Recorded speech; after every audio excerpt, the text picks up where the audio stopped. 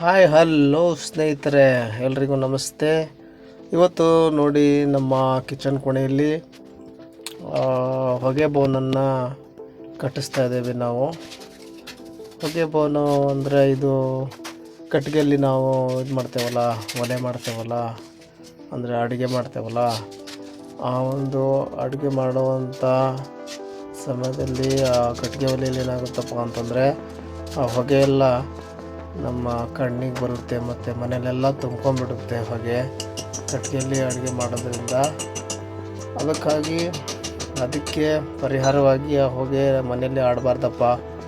ಆ ಹೊಗೆ ಕ್ಲೀನಾಗಿ ಮೇಲೆ ಅದು ಸುಮ್ಮನೆ ಹೋಗ್ತಾ ಇರಬೇಕು.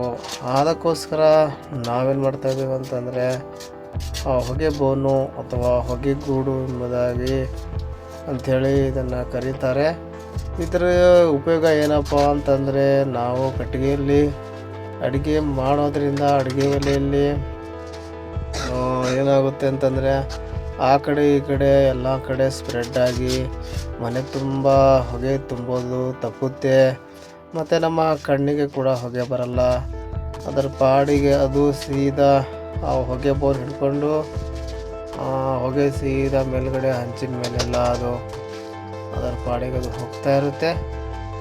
ಅದಕ್ಕೋಸ್ಕರ ಈ ಹೊಗೆ ಬೋನು ನಾವು ಕಟ್ಟಿಸ್ತಾ ಇದ್ದೀವಿ. ನೋಡೋಣ ಯಾವ ರೀತಿ ಇವರು ಹೊಗೆ ಬೋನು ರೆಡಿ ಮಾಡ್ತಾರೆ ಅಂತ ಸ್ಟೆಪ್ ಬೈ ಸ್ಟೆಪ್ ನೋಡಿ ಸ್ನೇಹಿತರೆ.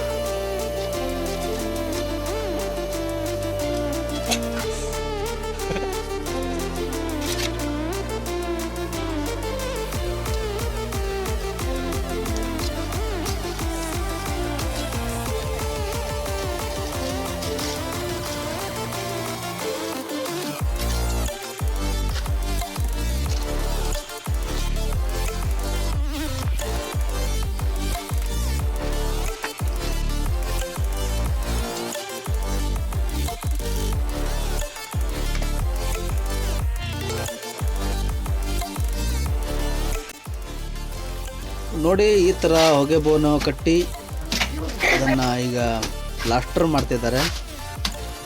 ಪ್ಲಾಸ್ಟರ್ ಮಾಡಿಬಿಟ್ರೆ ಅದರ ಕೆಲಸ ಮುಗೀತು. ಕೆಳಗಡೆ ಒಲೆ ಸಿಗ್ತವೆ, ಒಲೆ ಇಟ್ಕೊಂಡ್ಬಿಟ್ರೆ ಕಟ್ಟಿಗೆಯಲ್ಲಿ ಆರಾಮಾಗಿ ಅಡುಗೆ ಮಾಡ್ಬೋದು. ಯಾವುದೇ ಥರದ ಹೊಗೆಗೆ ಬರಲ್ಲ, ಕಣ್ಣಿಗೂ ಕೂಡ ಹೊಗೆ ಬರಲ್ಲ. ಮತ್ತು ಮನೆಯಲ್ಲಿ ಎಲ್ಲ ಕಡೆ ಹೊಗೆ ಸ್ಪ್ರೆಡ್ಡಾಗಿ ಎಲ್ಲ ಕಪ್ಪಾಗೋದು ಗೋಡೆ ಗಿಡೆ ಪಾತ್ರೆ ಗಿತ್ರೆ ಅದು ಯಾವ ಥರ ಪ್ರಾಬ್ಲಮ್ ಆಗೋಲ್ಲ.